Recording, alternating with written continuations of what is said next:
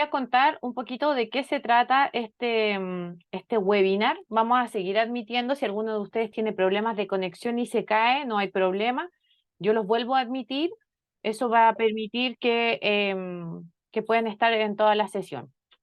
Les cuento, mi nombre es Karen Núñez Valdés. Yo de profesión base soy profesora de historia, luego me especialicé en evaluación y tengo un doctorado en política y gestión educativa, pero me he dedicado fuertemente a lo que es la retroalimentación, haciendo algunos estudios desde el año pasado y compartiendo los resultados en diferentes instituciones. En esta oportunidad les voy a hablar sobre retroalimentación efectiva y algunas estrategias para el tiempo que tenemos que son susceptibles de usar ya que han sido probadas en otros contextos y han permitido saber que realmente estas funcionan.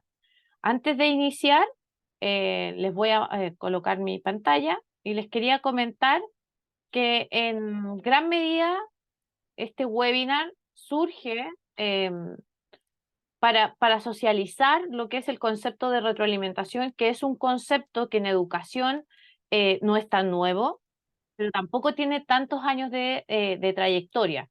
El concepto de retroalimentación se comienza a utilizar a fines de la década de los 80, más adelante les voy a comentar más o menos de dónde surge, y es en el caso chileno una de las áreas más descendidas de los profesores.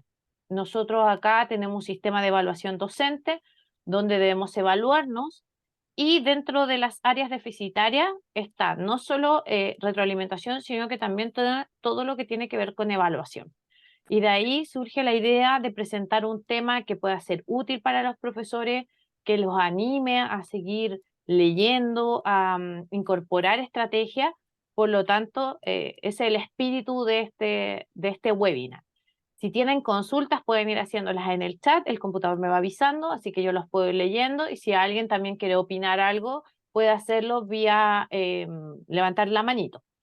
Y otro dato importante es que esta actividad va a ser certificada. Al final yo les voy a compartir un link para que puedan evaluar la jornada y a partir de los datos que consignen en ese link de la encuesta de satisfacción, van a poder acceder a una certificación que se va a hacer cuando termine el ciclo de webinars, ¿ya?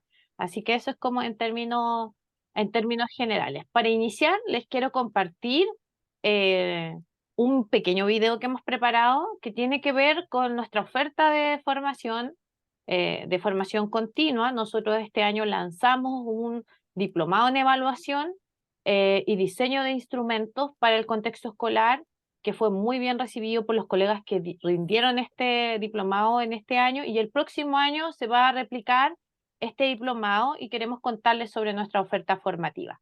Así que les voy a compartir el video y luego iniciamos a lo que nos convoca. Es muy cortito.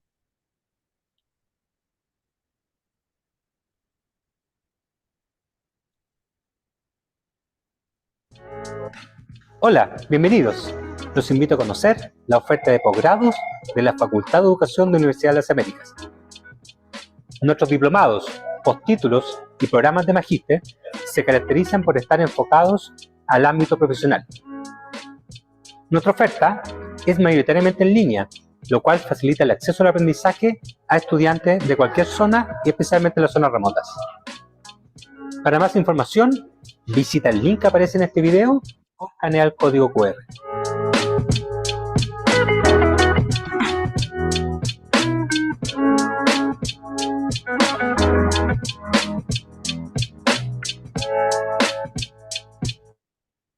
Bueno, eso era lo que les queríamos compartir. Es invitarlo a revisar nuestra oferta de educación continua por si tienen interés para ya el próximo año. Vamos a iniciar entonces con el tema que nos convoca, que es la retroalimentación y por lo cual ustedes están acá. Comparto mi pantalla. Los quiero animar a participar. Vamos a tener algunas actividades que son pequeñitas, pero que nos ayudan a colocar en práctica lo que estamos aprendiendo, ¿ya? Entonces vamos a partir. Ya vimos el video. Y lo primero que me gustaría compartir con ustedes son estas dos citas que yo creo que resumen cómo o cuál es el impacto que tiene la retroalimentación en nuestros estudiantes. Dentro de los principales teóricos sobre retroalimentación tenemos a Black y Williams, tenemos a Hattie. Voy a silenciar a los que tienen su micrófono abierto, dado que se acopla el sonido, ¿ya? Ahí para que puedan ir revisando que tengan su micrófono apagado. Bueno, estos autores que han comenzado a estudiar la retroalimentación desde su inicio, ya cerca de 1989, han llegado a la conclusión de que la retroalimentación tiene una poderosa influencia en la mejora del aprendizaje de los estudiantes. O sea, es tal el impacto que puede tener la retroalimentación en nuestros estudiantes que es fundamental que ésta se desarrolle en la sala de clases. Vale decir que no sea solo una declaración de intenciones, sino que sea una acción que se lleve a cabo. Y para estos autores, la retroalimentación se sitúa entre los 10 principales o entre las 10 principales acciones que influyen en el logro de los aprendizajes. O sea, dentro de las cosas que tenemos que hacer, intencionar y llevar a la práctica está la retroalimentación. ¿Cuál es el itinerario que vamos a recorrer hoy? Vamos a hacer una breve introducción respecto del concepto. Vamos a hablar sobre el concepto de retroalimentación efectiva que ha tomado, yo diría, bastante impulso en los últimos años. Vamos a hablar sobre los tipos de retroalimentación y para eso vamos a revisar dos tipologías de las existentes. Vamos a hablar sobre retroalimentación según la teoría de Tunstall y Gibbs, y también vamos a hablar sobre los tipos de retroalimentación que ha sido diseñada por Hattie y Timperley. Vamos a hacer una actividad de análisis cortita, donde ustedes pueden ahí participar vía chat o también abrir su micrófono, donde vamos a analizar una retroalimentación y vamos a tener la posibilidad de ver qué elementos se consignan en esa retroalimentación y finalmente vamos a hacer una revisión de algunas estrategias de retroalimentación efectiva que pueden ser desarrolladas en el contexto escolar o en el contexto universitario, dependiendo de dónde ustedes nos estén visitando, qué lugar habitan en el sistema educativo.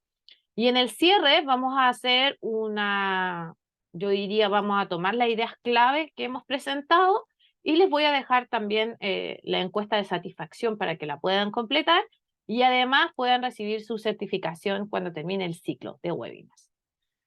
Entonces, ¿cuál es el propósito de hoy? Es que ustedes puedan desarrollar estrategias de retroalimentación efectiva que permitan a los estudiantes acercarse a las metas de aprendizaje propuestas. Vale decir que a partir de esta pincelada que vamos a tener sobre retroalimentación, ustedes puedan desarrollar estrategias de retroalimentación, puedan implementar esa estrategia de manera constante, de forma tal que los estudiantes reconozcan esta como una práctica sistemática en sus aulas y para ustedes también se transforme en un área relevante de su quehacer docente.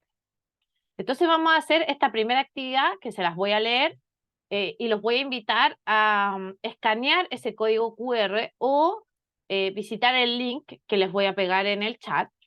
Pero primero nos vamos a concentrar en la lectura del caso. Dice así. Un estudiante recibe corregido un trabajo, o sea, la profesora ya lo ha corregido, ¿verdad? Lo ha leído y le ha puesto una nota. La docente le ha subrayado todo lo que no está suficientemente bien. Ha obtenido una calificación de 4. 4 en Chile, para los colegas extranjeros, es la nota mínima de aprobación. Y un comentario general que dice así: tienes que esforzarte más antes de hacer la tarea, has de pensar en todo lo que hemos dicho en clase. Tienes que estar más atenta. Cuando cuando la estudiante pide ayuda a su hermano para mejorar, este le pregunta: ¿qué crees tienes que hacer para llegar a un 6? Ella responde: no sé. Nota 6 es una nota buena, ¿ya? Acá en Chile la escala de notas es de 1 a 7, entonces 6 está muy cercano a lograr el excelente. La pregunta es: ¿cómo evaluaría la retroalimentación presentada? ¿Cuál es el impacto de esta en la estudiante y su aprendizaje? Vuelvo a leerlo para que no se nos vaya ninguna idea.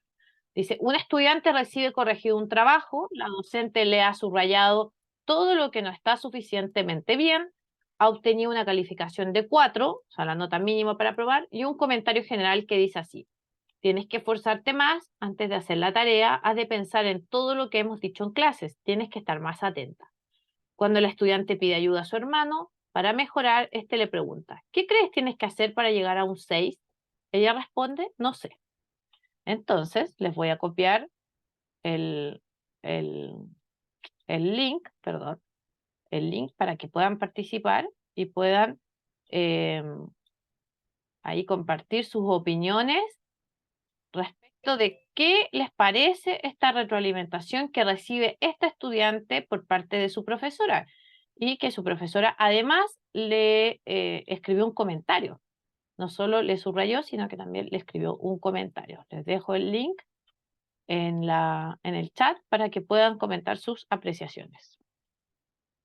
Ahí se acaba de mandar el link, los voy a ir leyendo.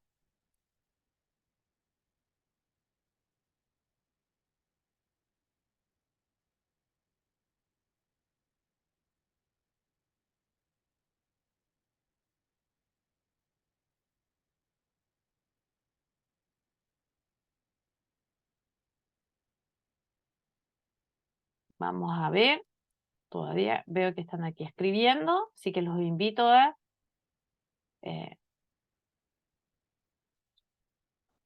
algunos ya están escribiendo sus respuestas. ¿Qué les parece esta retroalimentación que recibió esta estudiante? ¿Qué pueden observar de ella?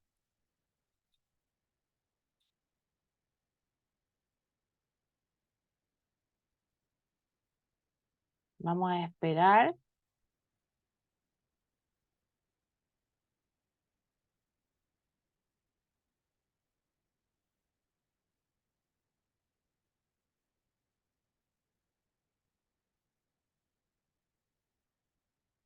Vamos a esperar que puedan participar.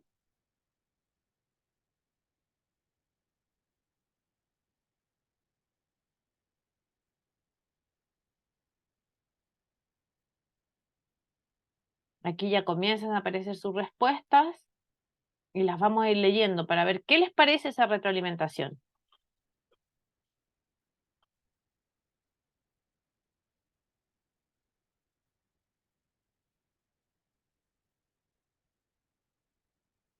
Vamos a esperar un minutito y continuamos.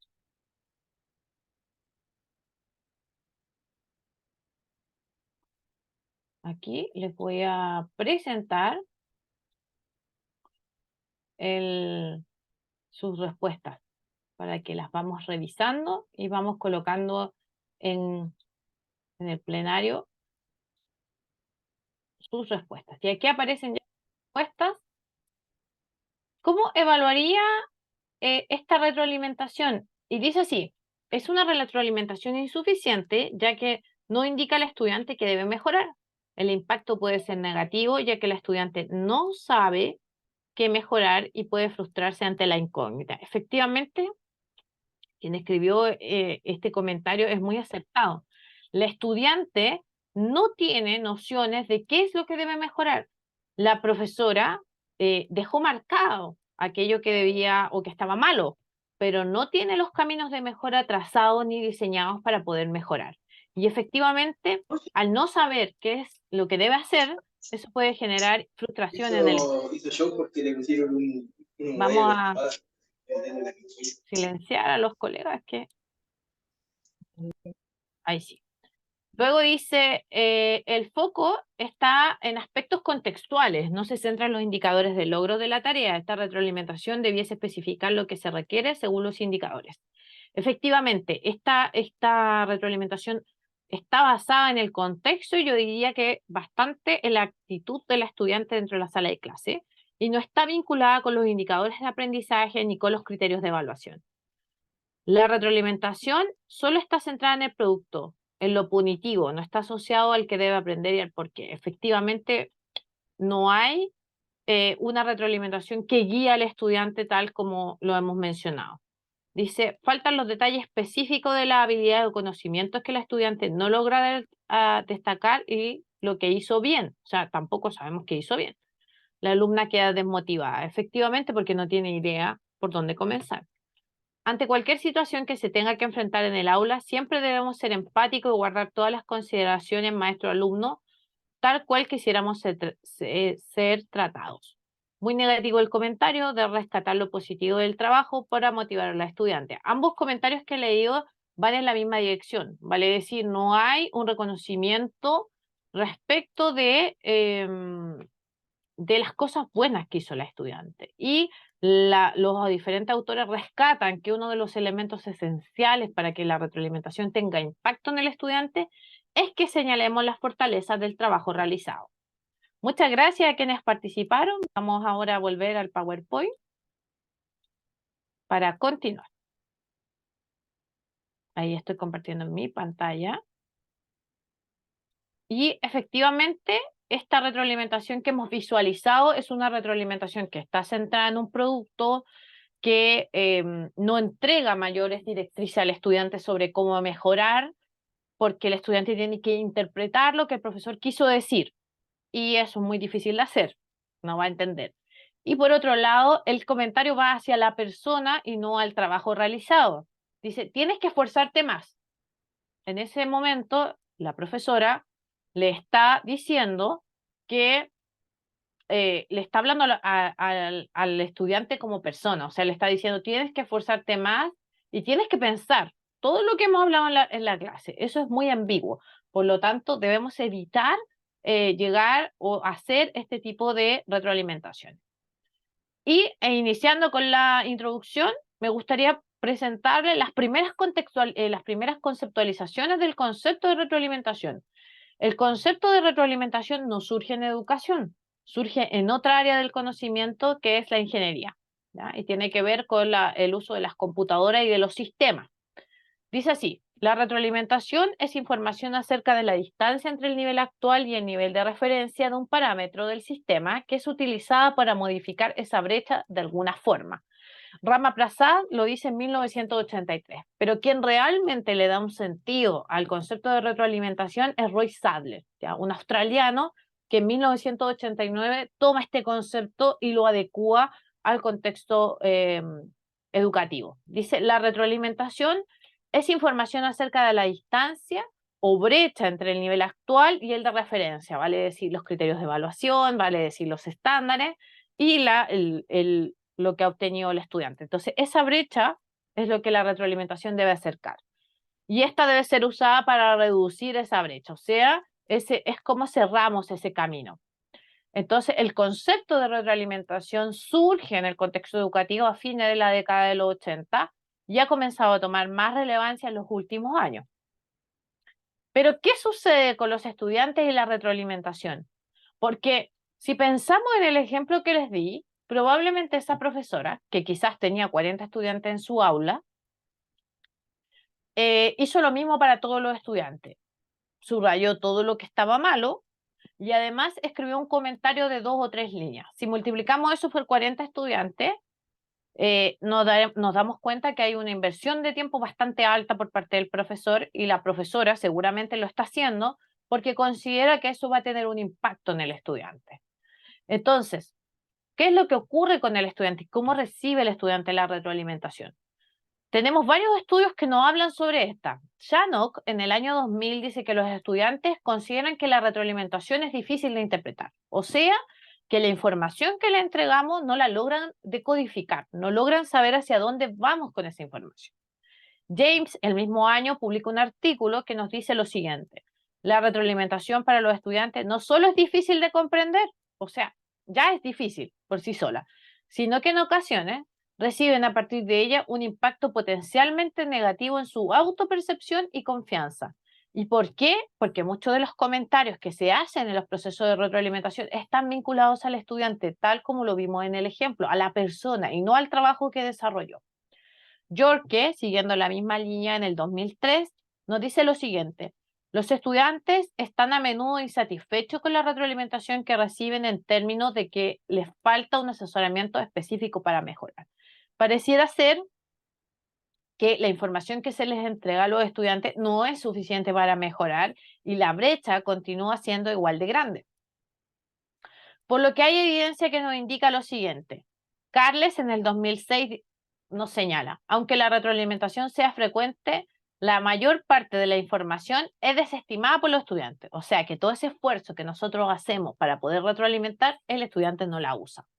Y los comentarios que los profesores realizan no son considerados como relevantes por los estudiantes. O sea, tenemos esta dificultad de que el estudiante cree que lo que le estamos diciendo realmente no le va a servir, ¿ya?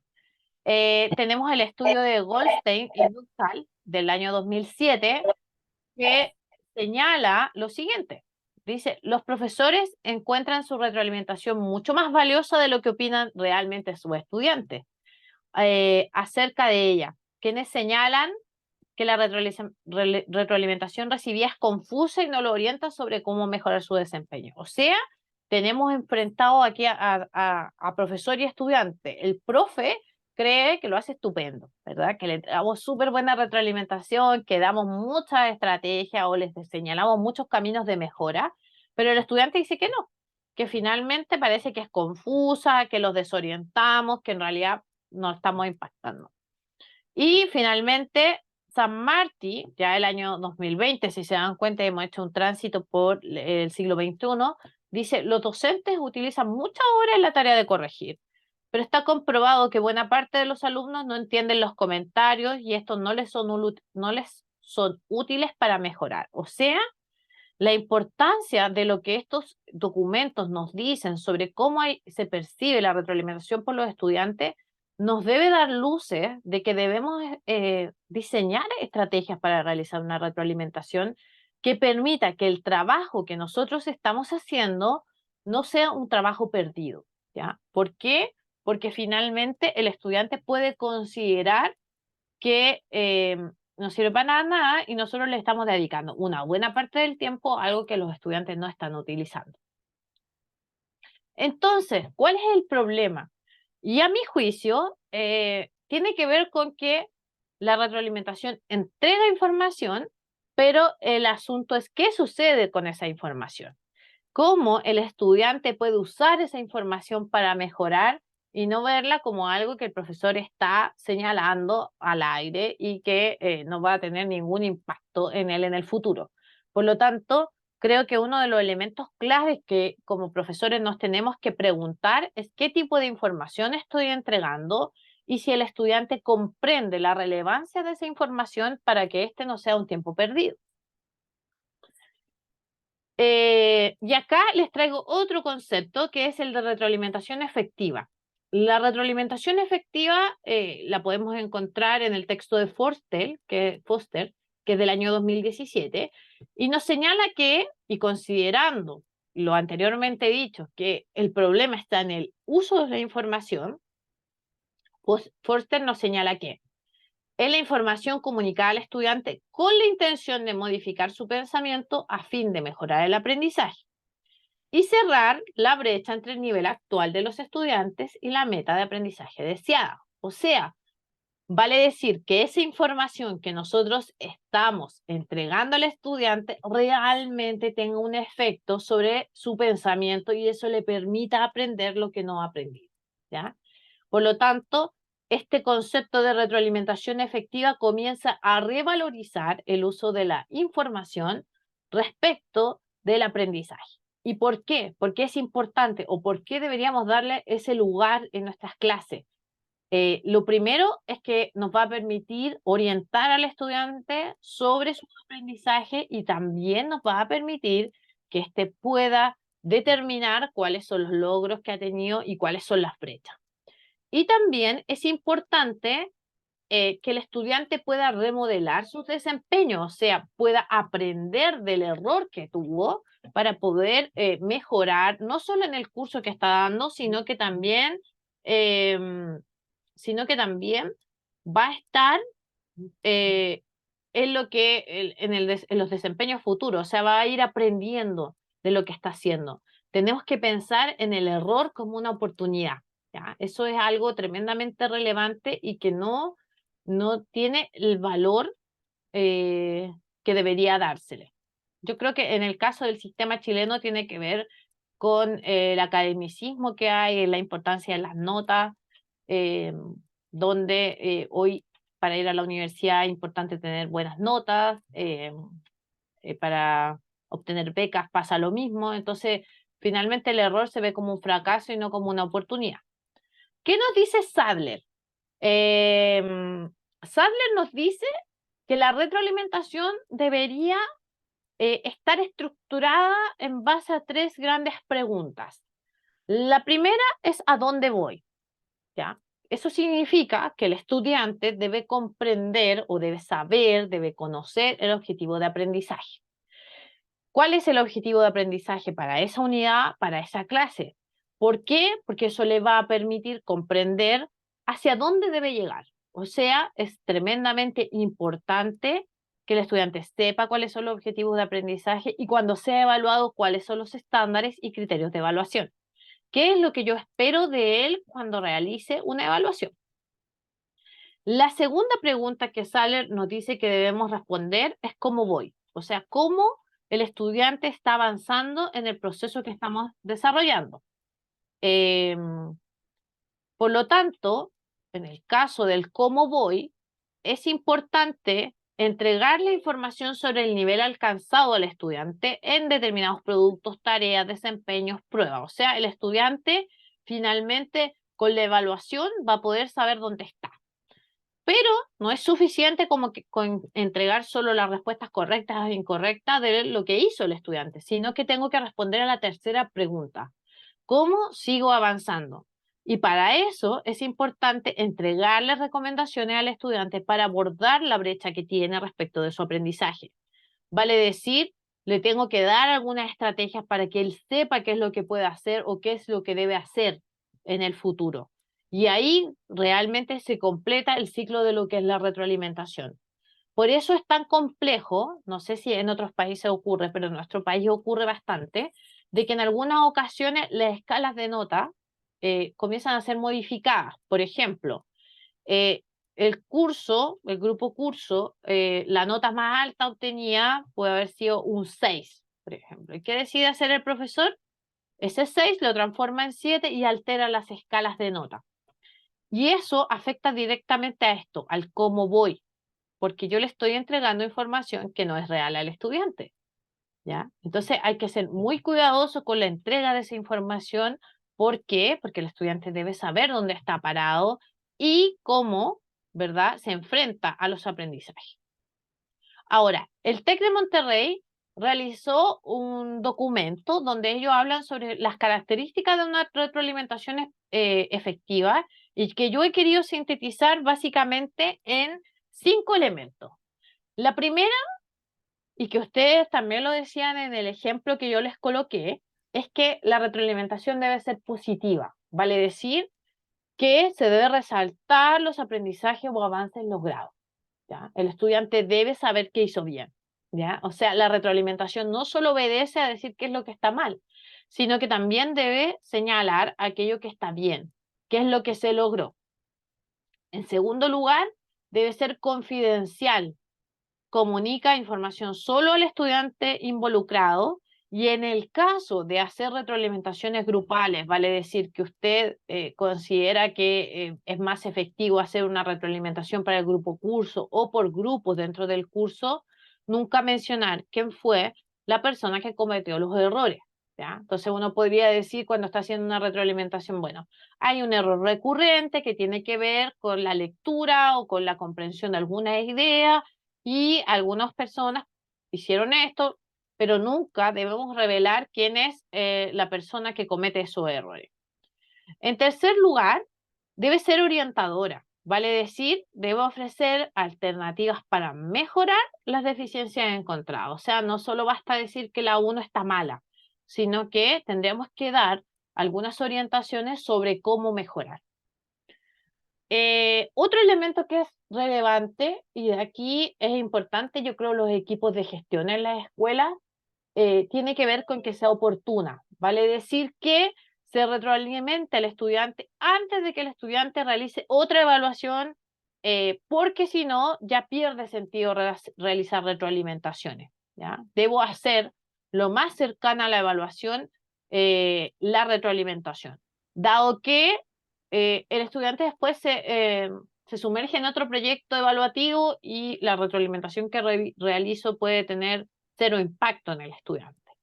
Y finalmente debe ser específica, o sea, tengo que señalar con claridad cuáles son las áreas que se destacan y cuáles son las oportunidades de mejora, considerando que la evaluación es un ciclo continuo en el aprendizaje. Nosotros como profesores nos encontramos evaluando constantemente a nuestros estudiantes, quizás no con una nota, no como calificación, sino que nos encontramos evaluando porque vamos corrigiendo, porque vamos diciendo porque eso está bien o está mal, y así sucesivamente. La retroalimentación es parte del ciclo evaluativo y el estudiante también debe comprender que es parte que se realice constantemente. Ahora, tenemos diferentes tipos de retroalimentación, ¿ya? Hay diferentes tipologías. Yo solamente les voy a presentar dos, dado que hay otras que se realizan, o sea, son otras más nuevas, pero a mi juicio estas son las que mejor nos permiten determinar o autoevaluarnos también respecto del tipo de retroalimentación que realizamos. En 1996, Tunstall y Gibbs hicieron una clasificación que divide la retroalimentación en dos tipos. Una retroalimentación de tipo descriptiva y una retroalimentación de tipo evaluativa. Con el pasar de los años aparece la propuesta de Hattie y Timperley en el 2007, donde ellos determinan que existen 4 niveles de retroalimentación, siendo el nivel 1 el que no tiene impacto en el aprendizaje de los estudiantes y el nivel 4 la ideal. O sea, que nosotros avancemos hacia el nivel 4 en el caso de las retroalimentaciones que realizamos. Ambas propuestas nos permiten determinar en qué lugar nosotros nos paramos al momento de hacer retroalimentación y cómo podríamos salir de ahí para mejorar nuestra retroalimentación. Entonces vamos a partir revisando, voy a admitir a los colegas que están llegando, vamos a partir revisando la propuesta de Tunstall y Gibbs, ¿ya? Que es la primera propuesta de estas dos, en términos temporales. Esta propuesta se basa en que existen dos tipos de retroalimentación. Está la de tipo evaluativo y está la tipo descriptiva. Para Tunstall y Gibbs, la más efectiva, la que tiene más impacto en el estudiante, es aquella de tipo descriptiva, ¿ya? O sea, que los profesores deberíamos tratar de avanzar hacia retroalimentaciones de tipo descriptiva. Y en este ámbito aparecen dos tipos de retroalimentación. Una retroalimentación que es de logro y una retroalimentación que es de mejora. Los autores consideran que nosotros deberíamos propiciar más la de mejora, dado que es aquella que tiene más consideraciones con el estudiante y es donde se involucra más a este. ¿Ya? Por lo tanto, lo que nos dicen Tunstall y Gibbs es que los profesores deberíamos tratar de retroalimentar de forma descriptiva. ¿Y qué significa eso? A los colegas que se van uniendo les pido que puedan ir silenciando sus micrófonos porque se genera un ruido ambiente. ¿Ya? De momento yo estoy silenciándolos para poder avanzar. Ya. Entonces, la idea es que nosotros avancemos hacia lo que es una retroalimentación de tipo descriptiva y en este sentido deberíamos trabajar más la de mejora. ¿Qué significa eso? Que no solo deberíamos describir los logros y especificar los aprendizajes alcanzados, sino que también fomentar en nuestros estudiantes la reflexión. O sea, que el estudiante logre evaluar su propio trabajo. Y para eso es importante desarrollar algunas estrategias que vamos a ver más adelante, que nos van a permitir que el profesor pueda entregarle algunos caminos al estudiante para que luego logre ser un estudiante evaluador, ¿ya? También Tunstall y Gibbs nos dicen que existe una retroalimentación que es de tipo evaluativa y que en realidad está más centrada en la persona que en el trabajo realizado. Perdón, estoy silenciándolo porque suena algo de fondo. Ya, ahora sí. Entonces, ¿qué sucede? Es que Tunstall y Gibbs nos dicen que en este caso, donde nosotros estamos trabajando, ¿verdad?, en una retroalimentación evaluativa, tenemos pocas posibilidades de que ese tipo de retroalimentación realmente impacte el aprendizaje de los estudiantes. ¿Por qué?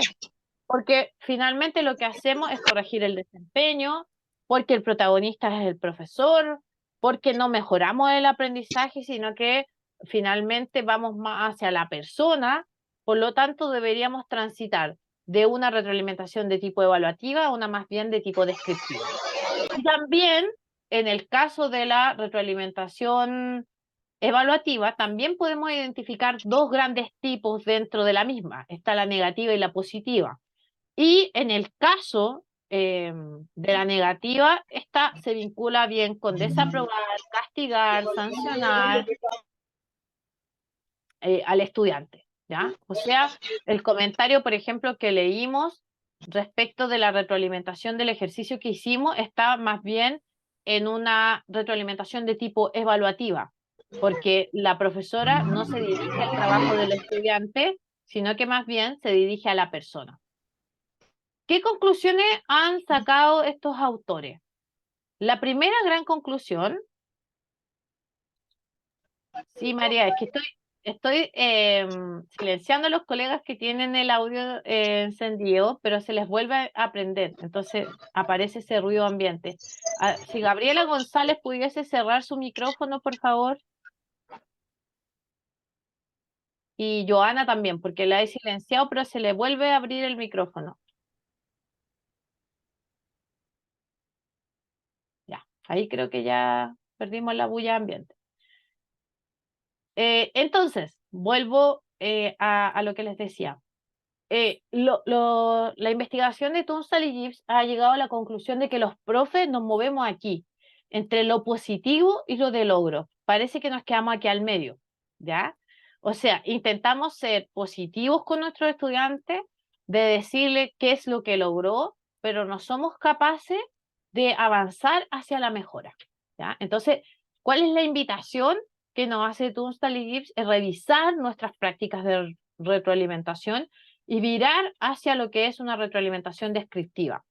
Porque ellos nos dicen que finalmente utilizar vistos buenos, reconocer públicamente a un estudiante, realizar comentarios positivos, no tiene impacto en el aprendizaje, sino que tiene impacto en lo socioemocional de ese estudiante, ¿ya? Y uno de los elementos que es de gran relevancia es que la retroalimentación tiene que mejorar los aprendizajes.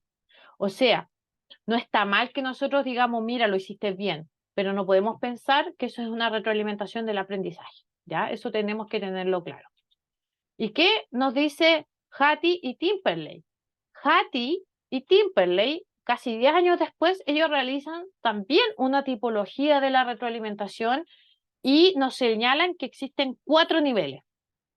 El primer nivel, ellos dicen que no es efectivo para orientar el aprendizaje, está centrado en la persona. O sea, que nos referimos a que el estudiante le va mal porque habla en clase, le va bien porque es un buen estudiante, ¿verdad? Son ese tipo de comentarios. Por lo tanto, Hattie y Timperlake dicen, en realidad, estas afirmaciones no, no tienen impacto en el aprendizaje, no lo orienta y más bien puede reforzar o puede aminorar la autoestima académica de un estudiante, ¿ya? Entonces, lo que nos señalan es que en realidad no deberíamos estar en el nivel 1.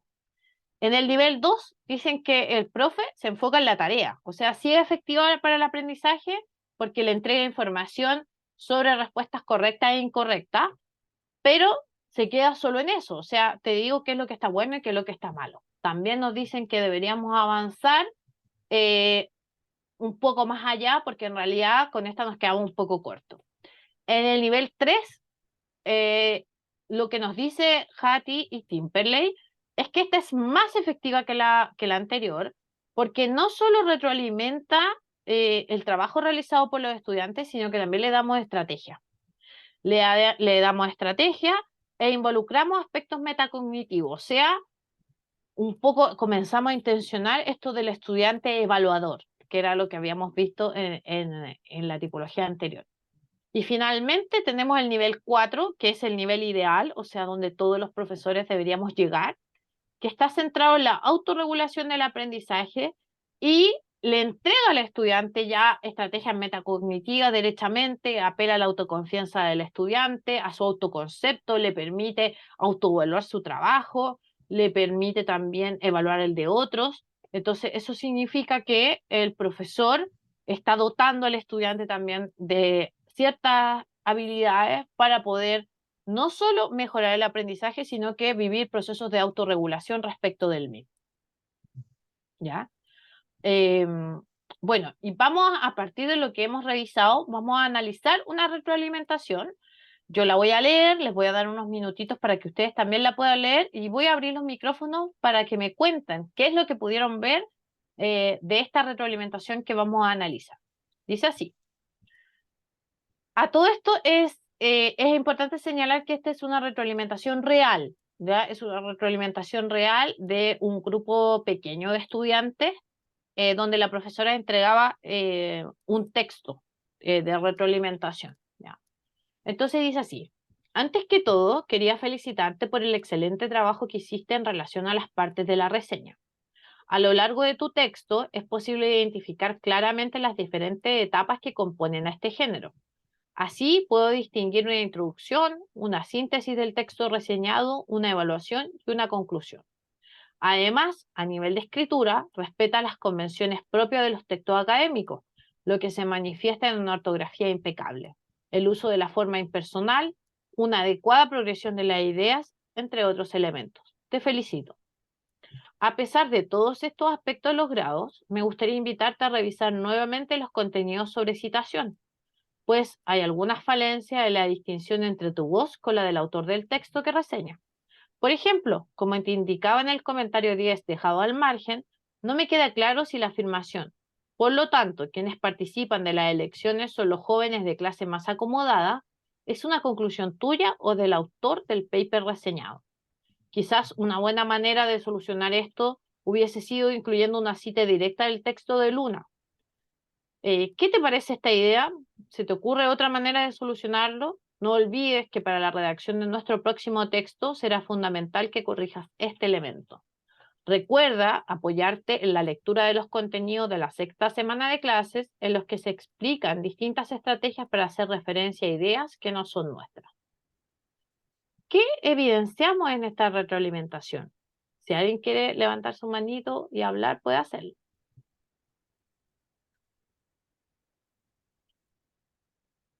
Los dejo un minutito para que puedan leerlo.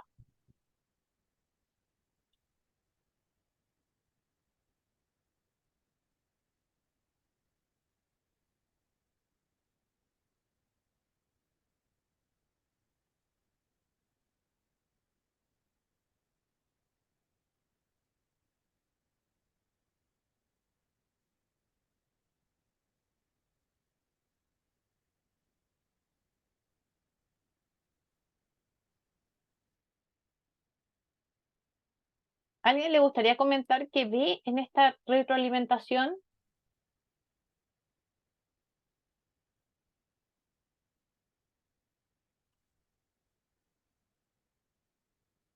Ahí hay una respuesta en el chat.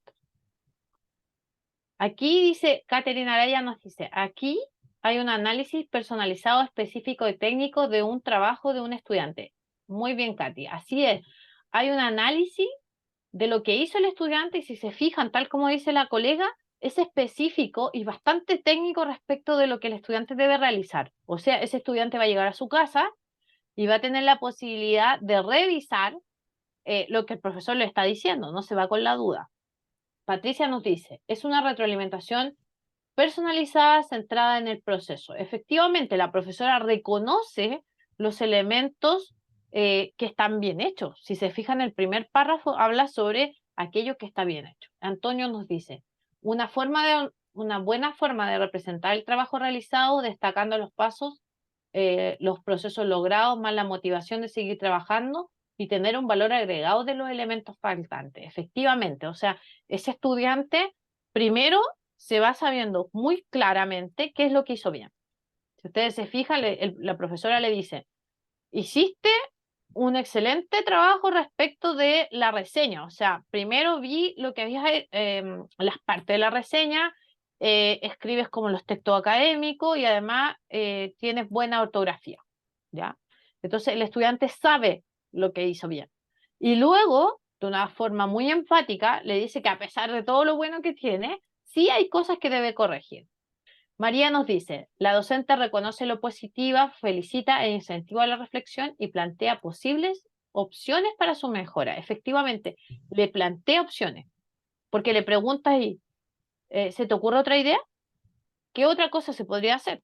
Entonces, les voy a mostrar la revisión de esta retroalimentación y cómo se ha estructurado. Por ejemplo, en el primer párrafo, la profesora o profesor, voy a leerlos en el chat. Ana nos dice, Ana Ruth, dice, considero es el tipo de retroalimentación de nivel 4, ya que se encamina hacia la autoconfianza del estudiante. Exacto. Yo diría que si nosotros tuviésemos que ponerle una tipología, estaría en el nivel 4 de Hattie Timperley y es descriptiva de mejora en el caso de Tunstall y Gibbs. Si se fijan aquí, yo lo que hice fue como desmenuzar la retroalimentación. ¿Y qué hace este profesor? En el primer párrafo hace una descripción del logro, ¿verdad? Entonces le dice, primero te quiero felicitar, o sea, lo hiciste bien. Luego especifica lo que no se ha logrado. Entonces le dice, me gustaría invitarte a revisar nuevamente los contenidos sobre citación. O sea, ya el estudiante sabe que no logró el aspecto que tiene que ver con citar. Luego le fomenta la reflexión. ¿Qué te parece esta idea? ¿Se te ocurre otra forma de solucionarlo? Y finalmente le da una estrategia para mejorar. No olvides que para la redacción de un texto es importante que corrijas esto que no lograste y recuerda que tienes los documentos de la sexta semana de clase, donde ahí hay material donde tú podrías revisar para poder referenciar. Entonces, si se dan cuenta, en esta retroalimentación está muy especificado lo que el estudiante debe hacer y está muy específico también, como decían por ahí los colegas en el chat, es muy específico lo que el estudiante logró. Este tipo de retroalimentación es la estructura que nosotros deberíamos propiciar en nuestras sesiones de clase, o sea, una estructura que esté basada en primero reconocer lo que se logra, vale decir que el estudiante sepa que está haciendo bien, luego señalar lo que no se logra, también deberíamos fomentar la reflexión y finalmente dar estrategias para mejorar. A los estudiantes de pregrado yo siempre les recomiendo hacerse un guión, ¿ya? Con estos 4 pasos, o sea, intencionar siempre la retroalimentación con estos 4 pasos, cosa de que se vaya internalizando en nuestra práctica pedagógica, o sea, que sigamos siempre esta misma estructura. ¿Por qué? Porque eso le va a dar certeza al estudiante que cuando reciba información va a contar con estos 4 elementos, ¿ya?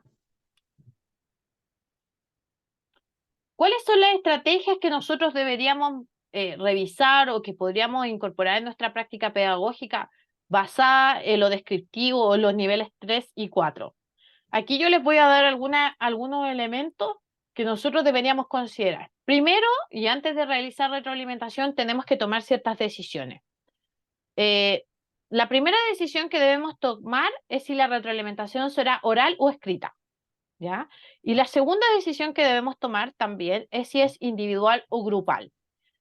En el caso y esta es una pregunta que siempre me hacen, yo tengo 40 estudiantes, algunos bastante disruptivos, ¿qué tipo de retroalimentación es la más adecuada?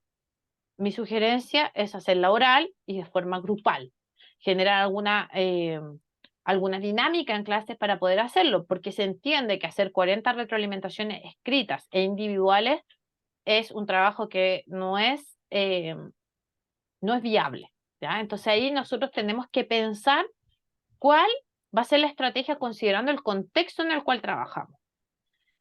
Lo segundo que debemos procurar es centrar los comentarios en la tarea y no en el estudiante. Si nosotros queremos felicitar a un estudiante, podemos hacerlo, siempre considerando que eso no es parte de una retroalimentación, sino que tiene que ver con aspectos más bien motivacionales, ¿ya? Eso es importante que lo podamos determinar. Tercero, tenemos que crear un clima de aula donde el error se perciba como algo positivo. O sea, que equivocarse no está mal, es parte del proceso. Y que el estudiante también pueda ser capaz de auto y coevaluarse, que son elementos súper difíciles porque también la lógica de la certificación ha significado, por ejemplo, que en los colegios se utilice la autoevaluación para colocar una nota, ¿ya? Y que los estudiantes, por ejemplo, no sepan coevaluar. Entonces, hay que apuntar a promover la autoevaluación no desde una opinión respecto de la clase o de la evaluación, sino que precisamente desde los procesos de aprendizaje. Ya más adelante vamos a ver algunas preguntas metacognitivas que uno podría incorporar. También es importante utilizar frases para informar al estudiante sobre los aspectos positivos, lo que veíamos en el ejemplo. No solo es importante hablar de lo positivo, sino que también qué es lo que falta.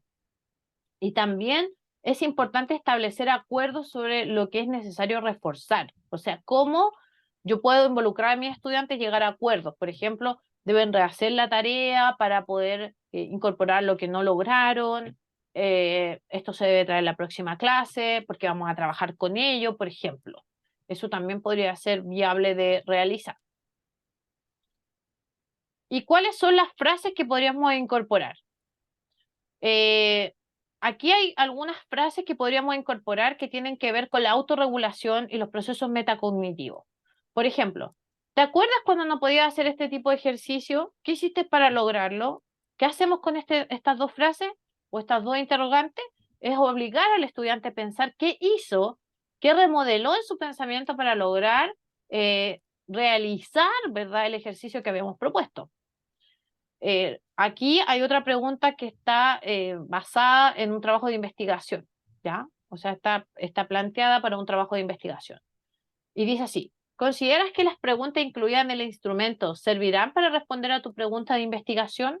Yo no le digo directamente al estudiante que está malo lo que está haciendo, sino que lo llevo a pensar si realmente aquello que va a consultar le va a permitir a responder a ese objetivo. Entonces no le digo, mira, tus preguntas están malas, sino que le digo, y lo hago pensar y le digo, mira, ¿tú crees que estas preguntas que planteaste realmente nos van a permitir llegar a lo que esperamos?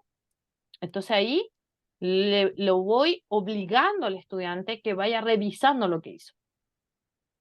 También podríamos preguntarle cómo cree que podría mejorar un desempeño o cómo va a lograrlo, si hay alguna estrategia, cómo lo hace. También podemos ahí intencionar la autorreflexión del estudiante, a lo mejor no está haciendo nada. Entonces también es importante que el estudiante se dé cuenta de que a veces no está haciendo nada por su propio aprendizaje. Otra pregunta que podríamos hacerle es, ¿qué pasaría si considerara esta otra perspectiva? En vez de decirlo, esto está malo, nosotros le decimos, mira, ¿qué pasaría si lo haces de esta forma? Eso nos va a permitir también que el estudiante pueda mirar lo que está haciendo con diferentes ojos, ¿ya? Ahora, les voy a presentar 4 estrategias que podrían ayudarnos a hacer retroalimentaciones en el aula. Estas estrategias están tomadas de un libro de Forster, que es un libro que habla de 7 u 8 estrategias, pero en realidad yo tomé 4 porque considero que son las más apropiadas para los contextos escolares. La estrategia 1 dice que es importante que clarifiquemos lo que significa un buen desempeño. O sea, que si yo le voy a pedir un trabajo escrito a un estudiante, le muestre un buen trabajo escrito, ¿ya?, que cumple con los criterios de evaluación. Si yo le voy a pedir una disertación al estudiante, quizás yo debería hacer una demostración de lo que es una disertación. Hay áreas del conocimiento que es más fácil hacerlo. Por ejemplo, los profesores de educación física pueden enseñar cómo lanzar al aro sin la necesidad de explicarlo verbalmente. Pueden hacer una demostración. Los profesores de música también pueden hacerlo en el momento. En el caso de las áreas del conocimiento donde hay que escribir, lo ideal sería mostrarle un buen trabajo. Quizás quedarnos con un trabajo del periodo anterior y mostrarlo. Esto es un buen desempeño, esto está bien hecho, para que el estudiante tenga claridad de lo que significa un buen desempeño. La segunda estrategia es facilitar la autoevaluación, o sea, hacer un ejercicio donde el estudiante pueda reconocer sus fortalezas y debilidades. Eso significa que el estudiante puede analizar lo que hizo. Algo pequeñito, una tabla, quizás podríamos incorporar o entregarle después y hacer esta retroalimentación grupal. Podríamos también hacer intercambio de productos evaluativos, que los estudiantes se revisen entre pares, siempre y cuando presentemos los criterios de evaluación y sean comprendidos para poder aplicarlos.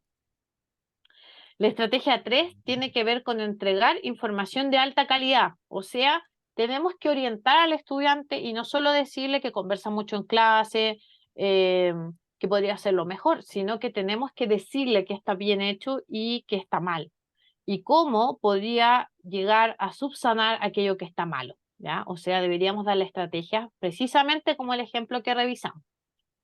Y finalmente, la estrategia 4 es proporcionar oportunidades para cortar la brecha.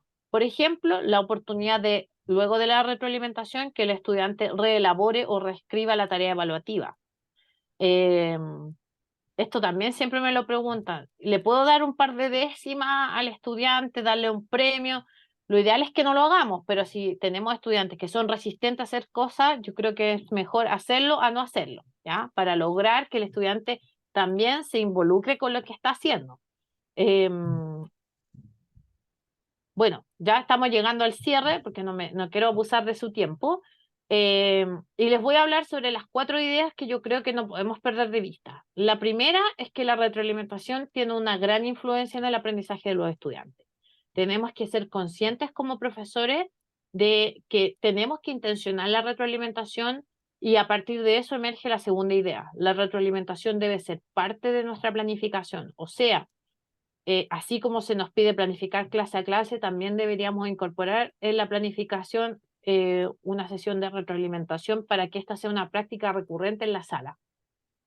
Debemos tender hacia una retroalimentación de tipo descriptiva, como la que revisábamos en el caso de Tunstall y Gibbs, o de nivel 4 en el caso de Hattie Timperley. O sea, que nuestros esfuerzos no se pierdan en que el estudiante no nos entiende, ¿ya? Que nuestros esfuerzos puedan apuntar a la autorregulación, que puedan desarrollar la metacognición en los estudiantes. Y efectivamente existen estrategias para realizar una retroalimentación efectiva, vale decir que nosotros podamos incorporar las cosas que hemos hablado acá, o sea, mostrarle un buen desempeño, dar información de calidad, generar una estructura de retroalimentación. Eso nos va a permitir acercarnos a nuestros estudiantes, ¿ya? Y hacer de la retroalimentación una herramienta que ellos también valoren como algo eficaz.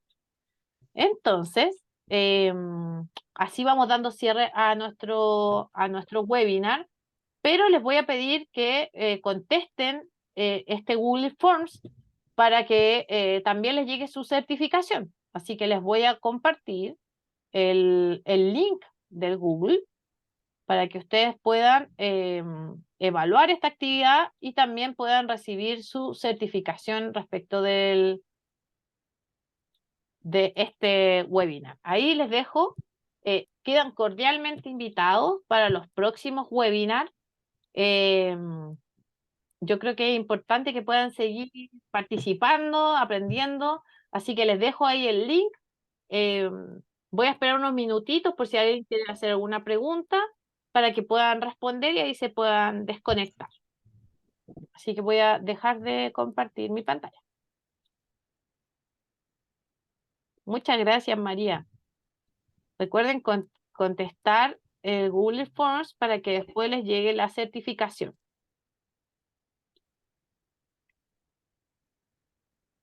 Quienes hayan contestado pueden ir retirándose.